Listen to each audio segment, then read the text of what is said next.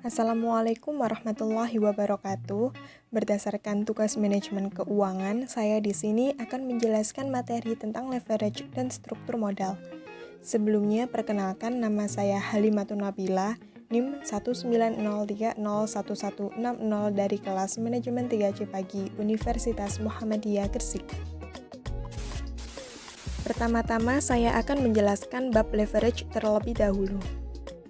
Jadi, apa itu leverage? Leverage adalah sebuah tingkat kemampuan dari perusahaan dalam penggunaan aktiva atau dana yang mempunyai beban secara tetap dalam kurung hutang serta saham istimewa dalam rangka untuk mewujudkan sebuah tujuan dari perusahaan untuk dapat memaksimisasi nilai kekayaan pemilik dari perusahaan. Leverage dapat juga diartikan sebagai suatu penggunaan aktiva dengan kata lain dana dengan tujuan untuk menggunakan dana tersebut apabila perusahaan harus menutupi semua biaya tetap dan beban tetap. Lalu, untuk manfaat dari menghitung rasio leverage bagi kreditor antara lain 1. Supaya dapat mengetahui posisi perusahaan atau semua kewajibannya pada pihak eksternal, khususnya untuk pihak pemberi modal atau kreditor. Yang kedua, dapat dijadikan sebagai tolak ukur untuk menilai kemampuan perusahaan, apakah perusahaan tersebut dapat memenuhi kewajiban atau tidak. Kewajiban tersebut merujuk pada pengembalian sumber dana modal beserta bunganya. Yang ketiga, dapat mengetahui keseimbangan dari nilai aktiva dengan modal, terutama pada nilai aktiva tetap atau fixed cost. Yang keempat, untuk menilai pengaruh dari sumber dana pinjaman yang telah diperoleh oleh perusahaan pada cara dalam pengelolaan sumber dana tersebut. Dan yang terakhir, yang kelima, untuk menilai besarnya jumlah aktiva dari perusahaan yang telah dibiayai oleh kreditor. Sedangkan pentingnya leverage bagi perusahaan yaitu untuk mengetahui perkembangan serta perbandingan. Jadi dapat melihat dengan apakah sumber dana tambahan dapat membuat operasional menjadikannya lancar atau sama sekali tidak berpengaruh.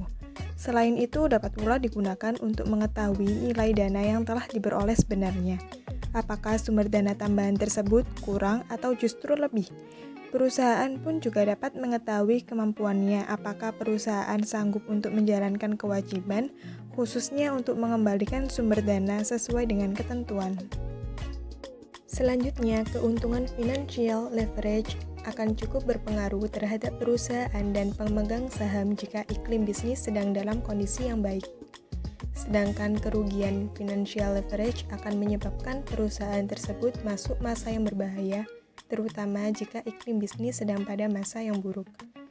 Jika kondisi penjualan dalam keadaan yang sangat tinggi dan keuntungan operasi juga tinggi, maka financial leverage juga akan tinggi yang akan langsung berpengaruh ke EPS yang tinggi juga.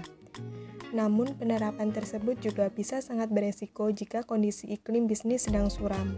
Karena pada intinya jika perusahaan menggunakan dana hutang untuk memberikan biaya kepada perusahaan, maka sangat berbahaya. Di slide selanjutnya kali ini saya akan membahas bab tentang struktur modal. Jadi, apa itu struktur modal? Struktur modal adalah perimbangan atau perbandingan antara modal asing dengan modal sendiri. Modal asing dalam hal ini adalah utang jangka panjang maupun jangka pendek. Sedangkan modal sendiri terbagi atas laba ditahan dan penyertaan kepemilikan perusahaan. Struktur modal merupakan masalah yang penting bagi perusahaan karena baik buruknya struktur modal akan mempunyai efek langsung terhadap posisi finansial perusahaan. Terutama dengan adanya utang yang sangat besar akan memberikan beban kepada perusahaan. Lalu, apa saja fungsi dari struktur modal? Yang pertama, maksimalisasi pengembalian.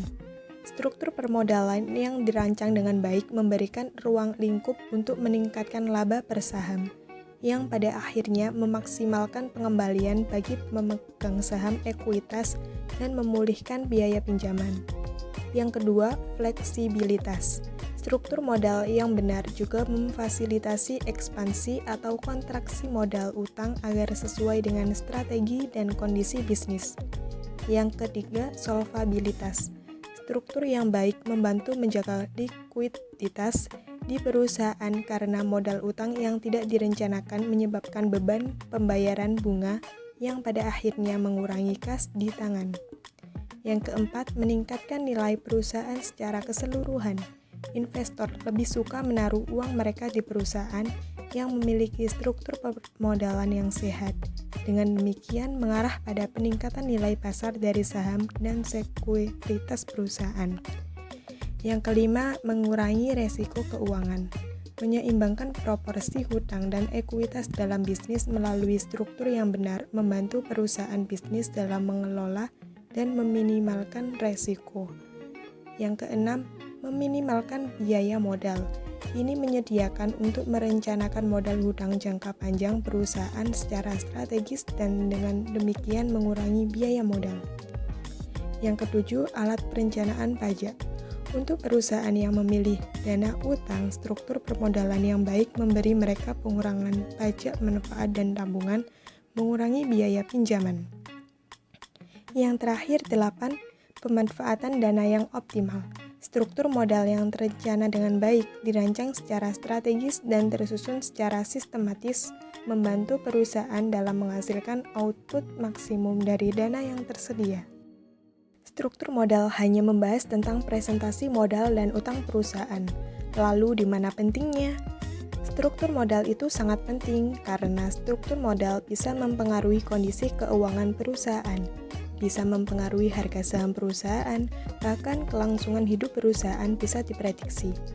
Resiko bisnisnya bisa dilihat dari kondisi keuangan perusahaan yang mempengaruhi harga saham. Di slide selanjutnya ada penentuan komposisi sumber dana yang tepat oleh perusahaan, yaitu menentukan pencapaian struktur modal yang optimal sehingga diharapkan dapat meningkatkan tingkat keuntungan perusahaan melalui saham perusahaan. Perusahaan dalam menjalankan usahanya sebaiknya memperhatikan proporsi atau komposisi struktur modalnya dengan melihat biaya modal dari masing-masing komponennya, sehingga akan tercapai struktur modal yang optimal, yaitu struktur modal yang mempunyai biaya modal rata-rata yang rendah. Lebih baik mana menggunakan modal sendiri atau hutang? Menurut saya pastinya lebih baik menggunakan modal sendiri karena tidak memberikan dampak negatif bagi perusahaan.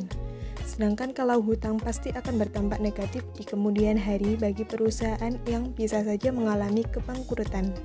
Jika tingkat hutang semakin tinggi, maka bunga yang muncul dari hutang tersebut juga akan semakin tinggi dan berdampak ke risiko keuangan yang tinggi juga, sehingga para investor yang memegang saham tidak mendapatkan keuntungan apapun dari investasinya. Sekian penjelasan materi tentang leverage dan struktur modal dari saya. Mohon maaf apabila ada salah kata. Terima kasih dan wassalamualaikum warahmatullahi wabarakatuh.